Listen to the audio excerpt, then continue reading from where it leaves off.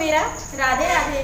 तो कल हम लोग क्वेश्चन नंबर 160 तक पढ़ लिए थे, आज उसी के आगे पढ़ेंगे क्वेश्चन नंबर 161 से। तो देखते हैं क्वेश्चन। कपड़े के मूल्य में 25% कम हो जाता है तो कपड़े की बिक्री 20% बढ़ जाती है, तो दुकान की कुल आय में क्या परिवर्तन होगा। 25% की कमी हो रही है, 25 की कमी हो रही है तो माइनस में लिखेंगे, और 20% की वृद्धि हो रही है तो इसको हम प्लस में लिखेंगे। फिर प्लस लिखेंगे -25 गुणे 20/100। तो ये माइनस प्लस का गुणा होगा तो यहाँ पे माइनस हो जाएगा, तो यहाँ पे हम माइनस लिखेंगे। अब जब हम इसको घटाएंगे तो ये आएगा -5 -25 1 25 25 चौका 100, 4 1 4 4 5 20 -5, तो -5 और -5 कितना आएगा -10। 10% की कमी हो रही है, माइनस में आ रहा है तो कमी होगी। इसको हम लगाए हैं जीरो फार्मूला से, x + y + xy/100, इसी से लगाए हैं। फिर अगला क्वेश्चन, 100 रुपये की एक वस्तु के मूल्य में पहले 10% की वृद्धि तथा पुनः 10% की वृद्धि होती है तो कुल वृद्धि कितनी रही। 100 रुपये की एक वस्तु के मूल्य में है, 100 रुपये की एक वस्तु के मूल्य में, तो वो वस्तु कितने रुपए की है, 100 रुपये की है। तो कह रहा है 100 रुपये के मूल्य में 10% की वृद्धि हो रही है। जब 10 की वृद्धि होगी तो कितना होगा, 110 होगा। फिर कह रहा है पुनः 10% की वृद्धि होती है, फिर 10% की वृद्धि हो रही है। इसमें 10% की वृद्धि हुई तो 110 हुआ, और फिर 10% की वृद्धि हो रही है तो इसी में तो होगी 110 में, तो 110 गुणे 110/100, तो 0 से 0, 2 0 से 2 0 कटेगा, तो 11 का गुणा 11 में कराएंगे तो 121 आएगा, 121। अब देखिए पहले 100 रुपया था, अब 121 रुपया हो गया। कितने की वृद्धि हुई, 21 रुपये की वृद्धि हुई, और यही पूछ रहा है, कह रहा है कुल वृद्धि कितने रुपए की हुई, तो 21 रुपये की वृद्धि हुई। फिर अगला क्वेश्चन, चीनी के मूल्य में 10% की कमी होने के कारण एक व्यक्ति 270 रुपये में 1 किलोग्राम चीनी अधिक खरीद सकता है, तो प्रति किलोग्राम चीनी का प्रारंभिक मूल्य ज्ञात करें। तो इसमें प्रारंभिक मूल्य निकालना है। चीनी के मूल्य में 10% की कमी हो रही है। मान लीजिए प्रारंभ में 100 रुपया था, तो अंतिम में कितना होगा, जब 10% की कमी होगी तो 90 होगा। 10 की कमी होगी तो 90 होगा, 0 से 0 कटेगा, और ये तो रुपया में आ गया, रुपया आ गया 10 और 9, तो मात्रा क्या होगा, मात्रा में रुपया का उल्टा होता है, तो 9 पहले हो जाएगा 9 किलोग्राम, और ये 10 किलोग्राम होगा। तो ये कह रहा है 1 किलोग्राम चीनी अधिक खरीद सकता है। तो यहाँ पे देखिए पहले 9 किलोग्राम चीनी खरीद रहा था और अब 10 किलोग्राम चीनी खरीद रहा है, तो कितने किलोग्राम अधिक खरीद रहा है, 1 किलोग्राम अधिक खरीद रहा है, 1 किलोग्राम अधिक खरीद रहा है। और ये कितना कह रहा है, इनका भी 1 किलोग्राम अधिक चीनी आ रहा है। तो अब कह रहा 270 रुपये में, तो 270 रुपये में दोनों चीनी खरीद रहा है, पहले भी 270 में खरीदता था और बाद में भी 270 रुपये में खरीद रहा है। तो ये कह रहा प्रारंभिक मूल्य ज्ञात करें, यानी कि पहले वाला निकालना है। तो 270 रुपये में 9 किलोग्राम चीनी वो खरीदता था, तो 1 किलोग्राम कितने का खरीदेगा, 9 से हम भाग देंगे, 9 1 के 9, 9 3 27, तो 30 रुपये में 1 किलोग्राम चीनी वो खरीद रहा है। फिर अगला क्वेश्चन, सेब की कीमत में 10% की कमी के कारण एक व्यक्ति 54 रुपये में 10 सेब अधिक खरीद सकता है, तो कमी के बाद प्रति दर्जन सेब की कीमत ज्ञात करें। तो मान लीजिए इसका भी प्रारंभ में प्रारंभिक मूल्य 100 रुपया था। प्रारंभिक मूल्य 100 रुपया था और अंतिम कितना है? अंतिम कह रहा 10% की कमी हो जाती है। जब 10% की कमी होगी तो कितना होगा? 90 होगा। ये 90 होगा। ये रुपया में आया, 0 से 0 कटेगा तो मात्रा कितने की आएगी? मात्रा उल्टा हो जाता है। 9 को हम यहाँ लिखेंगे, 10 को यहाँ लिखेंगे और ये किलोग्राम। तो कह रहा है 54 किलोग्राम नहीं है, सेब है, 9 सेब है और ये भी 10 सेब है, 10 सेब है। तो ये कह रहा है 54 रुपए में 10 सेब अधिक खरीद सकता है। 10 सेब अधिक खरीद रहा है, लेकिन हमारा कितना अधिक आ रहा है? 9 से 10, 1 सेब अधिक आ रहा है, लेकिन उसका कितना आ रहा है? 10 सेब अधिक खरीद रहा है। तो 1 को 10 करने के लिए क्या करेंगे? कितने से गुणा कराएंगे? 10 से। तो 10 से इसमें भी गुणा कराएंगे, 10 से इसमें भी गुणा कराएंगे और 10 से इसमें भी गुणा कराएंगे।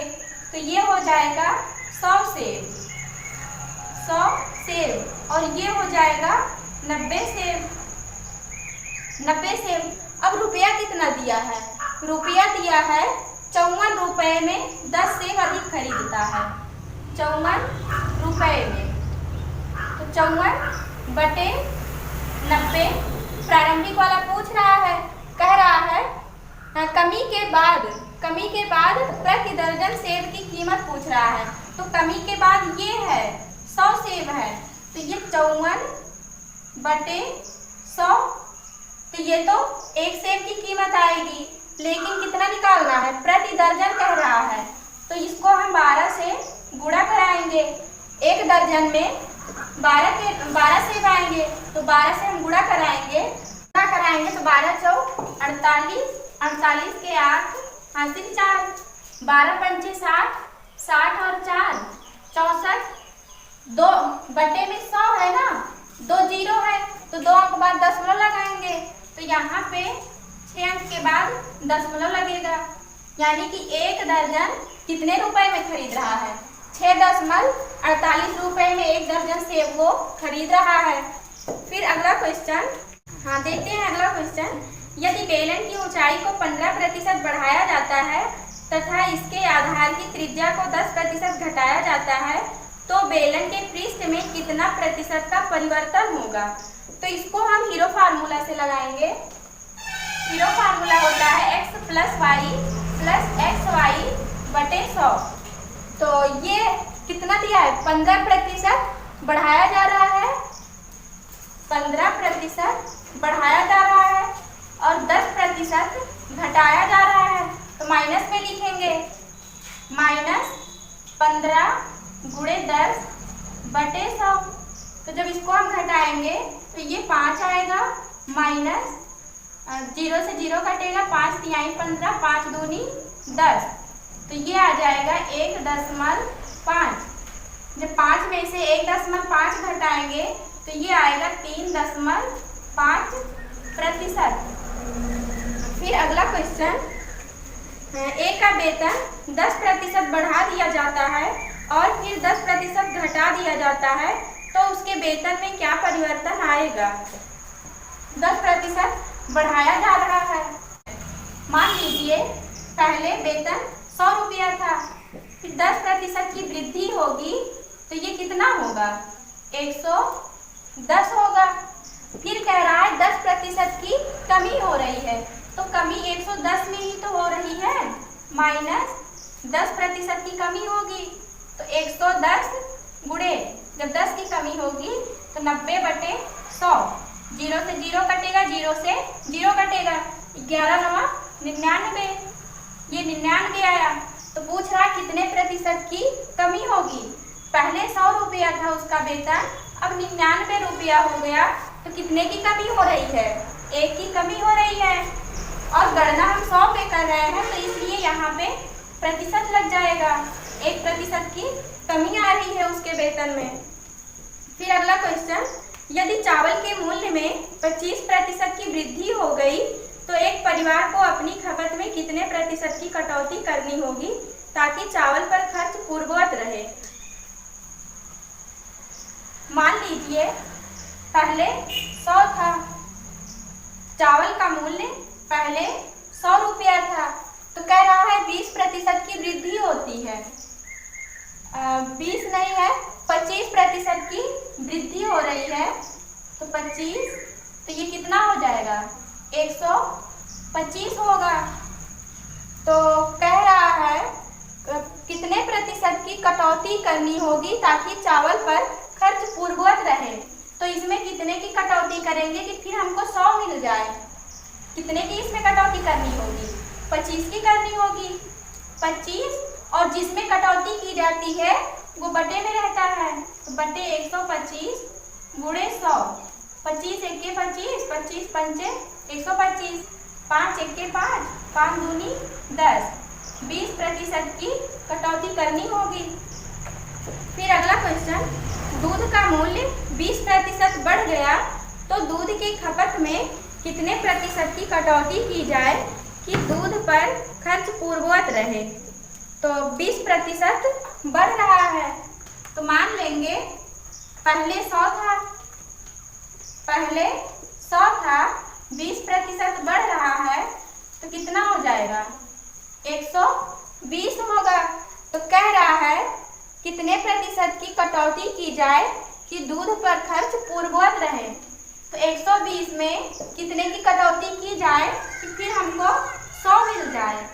तो 20 की कटौती की जाएगी, बटे 120 गुणे 100, तो 0 से 0 कटेगा और 4 तिहाई 12, 4 पंचे 20, 50/3%, या फिर इसको लिख सकते हैं 3 एके 3, 3 छक 18, 16 सही 2/3%।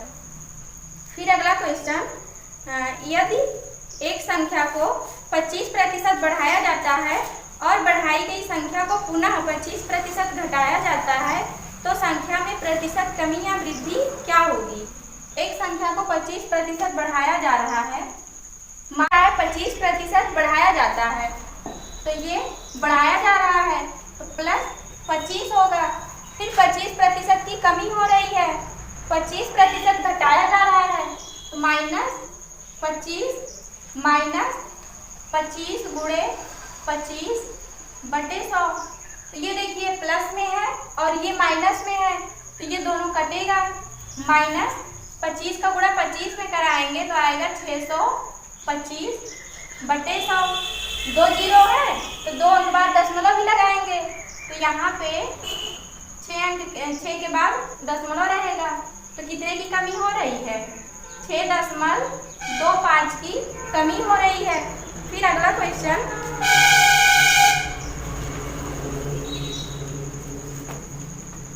किसी वस्तु की कीमत पहले 20% घटा दी गई और पुनः 30% बढ़ा दी गई। यदि वस्तु का वर्तमान मूल्य 416 रुपया है तो वस्तु का प्रारंभिक मूल्य ज्ञात करें। वस्तु का प्रारंभिक मूल्य निकालना है। मान लीजिए प्रारंभिक मूल्य 100 रुपया था, प्रारंभिक मूल्य 100 रुपया है, तो अंतिम मूल्य कितना होगा? कितने की कमी हो रही है? 20% की कमी हो रही है, तो ये 80 होगा। फिर कह रहा है पुनः 30% बढ़ा दी गई, पुनः 30%, फिर दोबारा हम प्रारंभिक मूल्य 100 मानेंगे, 30% की वृद्धि होगी तो ये 130 होगा। तो कह रहा है वस्तु का वर्तमान मूल्य 416 रुपया है, 416 रुपया है, यानी कि अंतिम मूल्य कितना दिया है 416 रुपया दिया है, और प्रारंभिक मूल्य पूछ रहा है तो इसको हम बटे में करेंगे, सबको बटे में करेंगे और यहाँ पे गुणे का निशान लगाएंगे, तो ये 0 से 0 कटेगा, 0 कटेगा, 2 चौक 8 एके 8, 8 पंचे 40, 8 दूनी 16, 13 एके 13, 13 चौका 52, तो 4 का गुणा हम 100 में कराएंगे, तो ये प्रारंभिक मूल्य 100 रुपया आ गया। और यही तो पूछ रहा है, कह रहा प्रारंभिक मूल्य बताइए, तो 400 रुपया आ गया। फिर अगला क्वेश्चन, एक घन की प्रत्येक भुजा को 10% बढ़ा दिया जाता है तो उसके आयतन में कितने प्रतिशत की वृद्धि होगी। एक घन के प्रत्येक भुजा को 10% बढ़ाया जा रहा है। घन का में 10% की वृद्धि होगी, फिर चौड़ाई में 10% की वृद्धि होगी, फिर ऊंचाई में 10% की वृद्धि होगी। तो इसमें हम हीरो फार्मूला लगाएंगे। वृद्धि हो रही है तो इसलिए हम प्लस प्लस लिख दिए। तो हीरो फार्मूला से लगाएंगे 10 + 10 + 10 × 10/100। तो 10 को जोड़ेंगे तो 20 आएगा और ये 100 से 100 कटेगा तो 20 × 1 = 21% इन दोनों का आ गया। लेकिन अभी एक 10 तो और बचा है, तो अब 21 और 10 को लेंगे हम। तो 21 + 10 + 21 × 10/100। तो 21 में 10 जोड़ेंगे तो कितना आएगा, 31 आएगा। 31 प्लस 0 से 0 कटेगा, बटे में 10 है ना, एक 0 है, एक अंक बाद दशमलव लगेगा, 2.1। तो जोड़ेंगे इसको तो ये कितना आएगा, 33.1% की वृद्धि हो रही है इसमें आयतन में। ये तो हीरो फार्मूला से आ गया। फिर इसी को हम रेशियो मेथड से लगा सकते हैं। तो मान लीजिए पहले 100 था, फिर 10% की वृद्धि होगी तो ये होगा 110। फिर 100 था, 10% की वृद्धि हुई 110। 100 था, फिर 10% की वृद्धि होगी 110।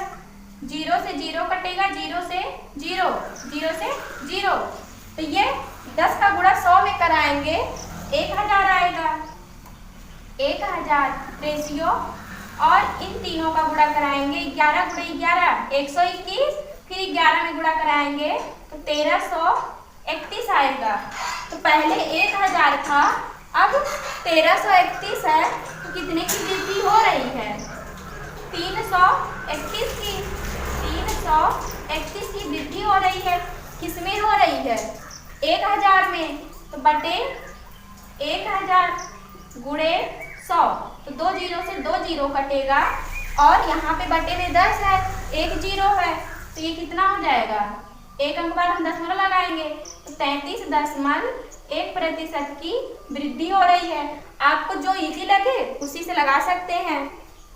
फिर अगला क्वेश्चन देखते हैं। एक संख्या पहले 20% कम कर दी जाती है। एक संख्या में 20% वृद्धि से प्राप्त परिणाम तथा उसी संख्या में 25% की कमी से प्राप्त परिणाम का अंतर 36 है, तो संख्या ज्ञात कीजिए। संख्या निकालनी है इसमें। मान लीजिए संख्या 100 है, कितनी मानेंगे, 100। संख्या 100 है तो कितने की वृद्धि हो रही है, 20% की वृद्धि हो रही है, तो कितना होगा, 120 होगा। 100 में जब 20% की वृद्धि होगी तो 120 होगा। फिर कह रहा है उसी संख्या में 25% की कमी होगी।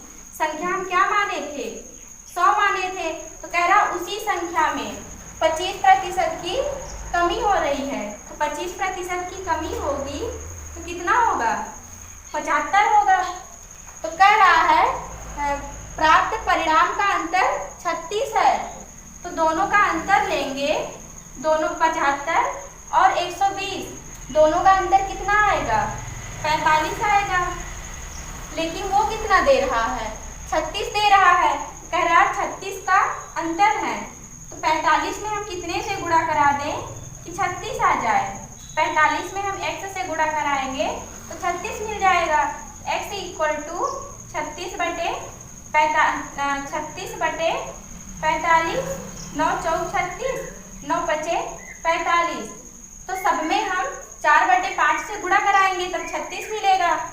इसमें भी 4/5 से गुणा कराएंगे, इसमें भी कराएंगे, इसमें भी और इसमें भी। पूछ रहा है संख्या ज्ञात करिए, तो संख्या हम 100 ही तो माने हैं, तो 100 में भी 4/5 से गुणा होगा, 4/5। 5 एक के 5, 5 दूनी 10, तो 20 का गुणा 4 में होगा, तो ये 20 चौ 80, संख्या कितनी आएगी? 80 आएगी। फिर अगला क्वेश्चन, एक संख्या पहले 20% कम कर दी जाती है और फिर कम की गई संख्या को 20% बढ़ा दिया जाता है। इस तरह प्राप्त संख्या आरंभिक संख्या से 20 कम है, तो आरंभिक संख्या ज्ञात कीजिए। आरंभिक संख्या निकालनी है। मान लीजिए पहले 100 था, पहले संख्या 100 था, कह रहा एक संख्या में पहले 20% कम कर दी जाती है, तो इसमें जब 20% की कमी होगी तो कितना होगा? 80 होगा। 80 लिख दिए। फिर कह रहा है फिर कम की गई संख्या को 20% बढ़ा दिया जाता है। कम की गई संख्या को 20% बढ़ा दिया जाता है। 20%, 80 का ही तो 20 निकलेगा, 120 बटे 100, 0 से 0, 0 से 0, तो 12 का गुणा 8 में कराएंगे, 12 8 96, तो यहाँ पे 96 हो गया। तो ये कह रहा है इस तरह प्राप्त संख्या आरंभिक संख्या से 20 कम है। आरंभिक संख्या से 20 कम है। आरंभिक संख्या हम 100 ही तो माने हैं, तो 100 और 96 के बीच में कितने की कमी आ रही है? 4 की कमी आ रही है। ये तो हमारा आ रहा है, लेकिन ये कितना कह रहे हैं? 20 की कमी कह रहे हैं। तो 4 को 20 करने के लिए कितने से गुणा कराएं? 5 से गुणा कराएंगे, तो इसमें भी 5 से गुणा कराएंगे, इसमें भी 5 से और इसमें भी 5 से।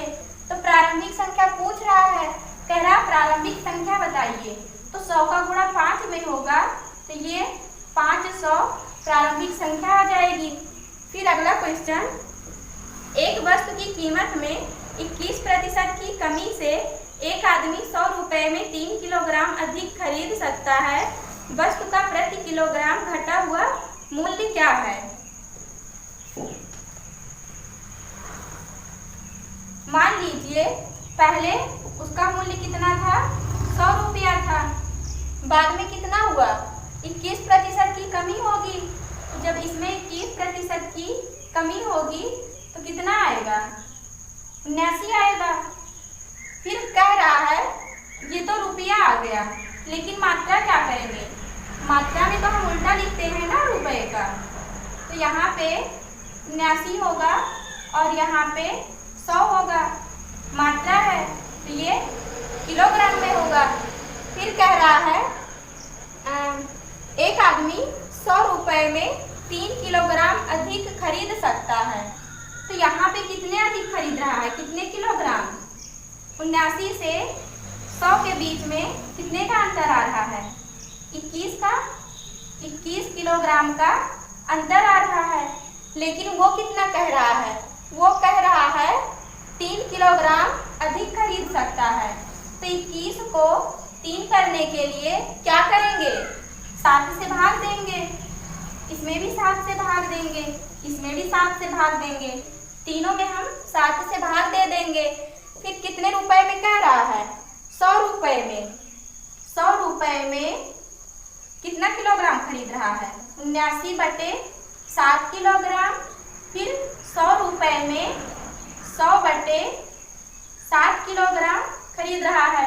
तो पूछ रहा है कमी के बाद, कह रहा वस्तु का प्रति किलोग्राम घटा हुआ मूल्य। घटा हुआ मूल्य यही तो है, तो 100 बटे 7, तो 100 से 100 कटेगा, 7 ऊपर जाएगा, तो 7 रुपये में 1 किलोग्राम वो खरीदेगा। फिर अगला क्वेश्चन, किसी घन के सतह के क्षेत्रफल में कितने प्रतिशत की वृद्धि होगी जब इसके प्रत्येक भुजा 2 गुणा कर दी जाती है? घन के सतह में मान लीजिए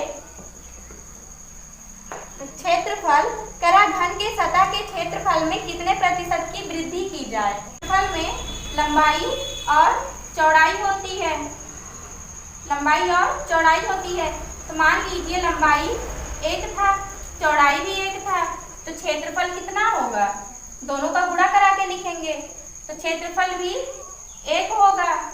लेकिन कह रहा है क्षेत्रफल प्रत्येक भुजा को 2 गुना कर दी जाती है। प्रत्येक भुजा को 2 गुना करेंगे, लंबाई को भी 2 गुना करेंगे और चौड़ाई को भी 2 गुना करेंगे। तो यहाँ पे लंबाई हो जाएगी 2, चौड़ाई भी हो जाएगी 2। तो क्षेत्रफल कितना होगा? 2 का गुणा 2 में कराएंगे तो ये 4 हो जाएगा। अब देखिए क्षेत्रफल पहले 1 था, अब 3 है, अब 4 है। तो कितने की वृद्धि हो रही है? 3 की वृद्धि हो रही है। बटे प्रारंभिक वाला लिखते हैं जिसमें वृद्धि होती है, बटे 1 गुणे 100। तो 100 का गुणा 3 में कराएंगे, 300% की वृद्धि हो रही है। फिर अगला क्वेश्चन, एक फैक्ट्री में 2 वर्षों में साइकिल का उत्पादन 40,000 से बढ़कर 48,000 हो गया, तो वार्षिक वृद्धि दर ज्ञात करिए। 2 वर्षों में साइकिल का उत्पादन पहले कितना था? 48,000 था, 48,000 था, 48,000 40,000 से बढ़कर 40,000 था, 40,000 से बढ़कर कितना हो गया? 48,000 हो गया। तो ये 48,000 हो गया। तो पूछ रहा है तो वार्षिक वृद्धि दर ज्ञात करिए। तो कितने की वृद्धि हो रही है? 40,000 से 48,000 हो रहा है, तो कितने की वृद्धि हो रही है? 8,000 की। और किस में वृद्धि हो रही है? 40,000 में। तो बटे 40,000 गुणे 100। तो 2 जीरो से 2 जीरो कटेगा, 2 जीरो से 2 जीरो, 4 1 के 4, 4 दूनी 8। 20% वृद्धि आ गया। कितने वर्षों का? 2 वर्षों का। 2 वर्षों का कितना आया?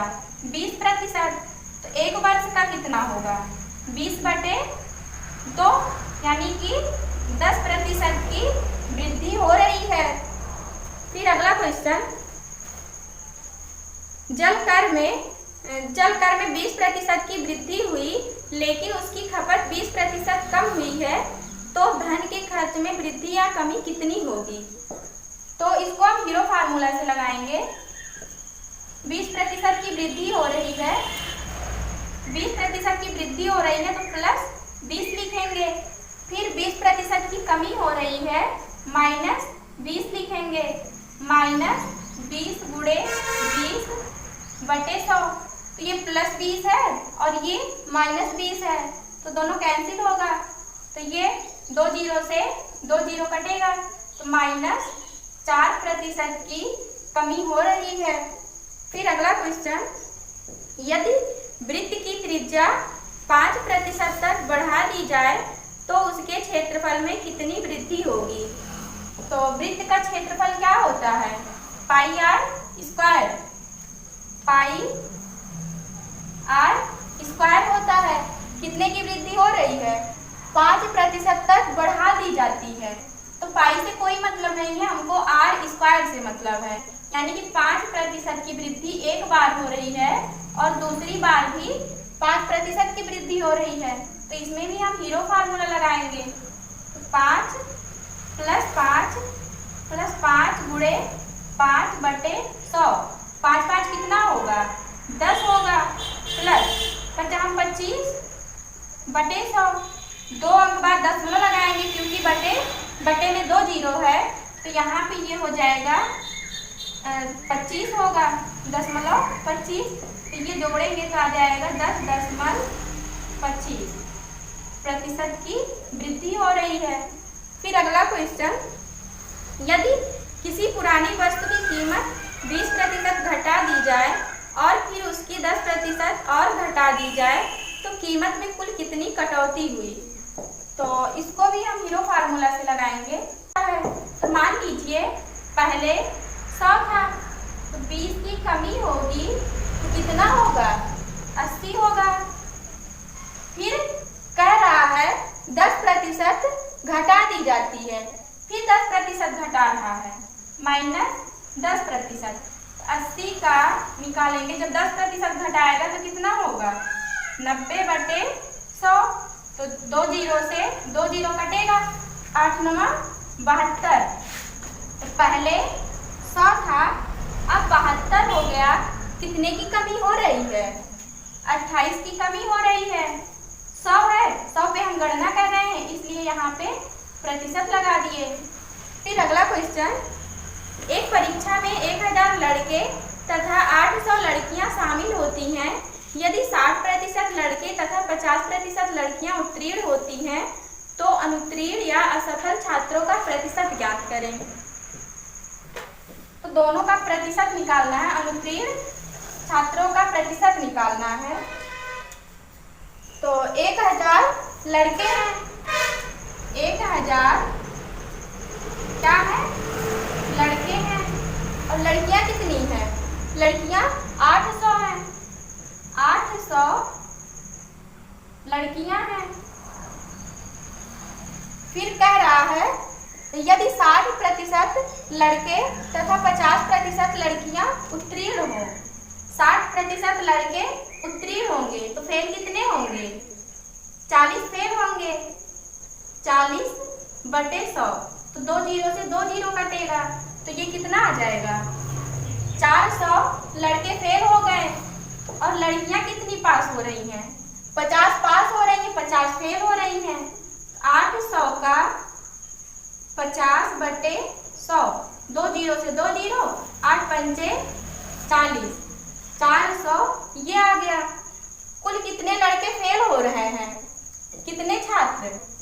400 ये, 400 ये, 800 लड़के फेल हो रहे हैं। तो ये पूछ रहा है कितने छात्र अनुत्तीर्ण हुए। अनुत्तीर्ण छात्रों का निकालना है। तो ये 800 फेल हो रहे हैं, कुल कितने बच्चे हैं? 1000 लड़के थे और 800 लड़कियां हैं, तो कुल कितने छात्र हो जाएंगे?